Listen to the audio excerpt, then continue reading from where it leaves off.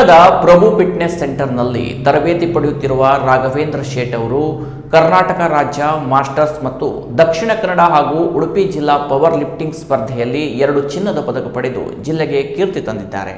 ಮಂಗಳೂರಿನಲ್ಲಿ ಇತ್ತೀಚೆಗೆ ನಡೆದ ಕರ್ನಾಟಕ ರಾಜ್ಯ ಮಾಸ್ಟರ್ಸ್ ಮತ್ತು ದಕ್ಷಿಣ ಕನ್ನಡ ಹಾಗೂ ಉಡುಪಿ ಜಿಲ್ಲಾ ಪವರ್ ಲಿಫ್ಟಿಂಗ್ ಸ್ಪರ್ಧಾಕೂಟ 2026ರಲ್ಲಿ ಭಾಗವಹಿಸಿದ ಕುಮಟಾದ ರಾಘವೇಂದ್ರ ವೆಂಕಟೇಶ ಶೇಟ್ ಅವರು ಮಾಸ್ಟರ್ಸ್ 83 ಕೆಜಿ ಕ್ಲಾಸ್ ಹಾಗೂ ಇಕ್ವಿಪ್ಡ್ ವಿಭಾಗದಲ್ಲಿ ಅನುಕ್ರಮವಾಗಿ 455 ಕೆಜಿ ಮತ್ತು 530 ಕೆಜಿ ಭಾರ ಎತ್ತುವ ಮೂಲಕ 2 ಸ್ವರ್ಣ ಪದಕ ಪಡೆದು ಅಮೋಘ ಸಾಧನೆ ಮಾಡಿದ್ದಾರೆ.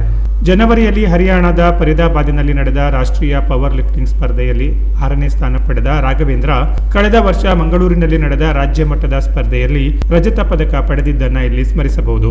ತಮ್ಮ 51ನೇ ವಯಸ್ಸಿನಲ್ಲಿಯೂ ಶಾರೀರಿಕ ಕ್ಷಮತೆ ಹಾಗೂ ದೇಹದಾರ್ಢ್ಯತೆಯನ್ನು ನಿಯಮಿತ ತರಬೇತಿಯ ಮೂಲಕ ಕಾಪಾಡಿಕೊಂಡಿರುವ ರಾಘವೇಂದ್ರ ಅವರ ಉತ್ಸಾಹ ಹಾಗೂ ಪರಿಶ್ರಮ ಪ್ರಶಂಸನೀಯ. ಇವರ ಪುತ್ರ 19 ವರ್ಷದ ಸುಜಲ ಶೇಟ ಕಳೆದ ವರ್ಷ ನಡೆದ ಸಬ್ ಜೂನಿಯರ್ ವಿಭಾಗದ ಸ್ಪರ್ಧೆಗಳಲ್ಲಿ ಮಂಗಳೂರಿನಲ್ಲಿ ಸ್ವರ್ಣ ಪದಕ ಮತ್ತು ಸ್ಟ್ರಾಂಗ್ ಮ್ಯಾನ್ ಬಿರುದು ಮತ್ತು ಬೆಂಗಳೂರಿನಲ್ಲಿ ರಜತ ಪದಕ ಪಡೆದಿರುವುದು ಗಮನಾರ್ಹ. ರಾಘವೇಂದ್ರ ಅವರು ಕುಮಟಾದ ಪ್ರಭು ಫಿಟ್ನೆಸ್ ಸೆಂಟರ್ನ ಅನಂತ ಭಟ್, ರಾಜೇಶ್ ಮಡಿವಾಳ್ ಹಾಗೂ ವೆಂಕಟೇಶ ಪ್ರಭುರವರ ತರಬೇತಿ ಹಾಗೂ ಮಾರ್ಗದರ್ಶನದಲ್ಲಿ ಈ ಸಾಧನೆಯನ್ನ ಮಾಡಿದ್ದಾರೆ.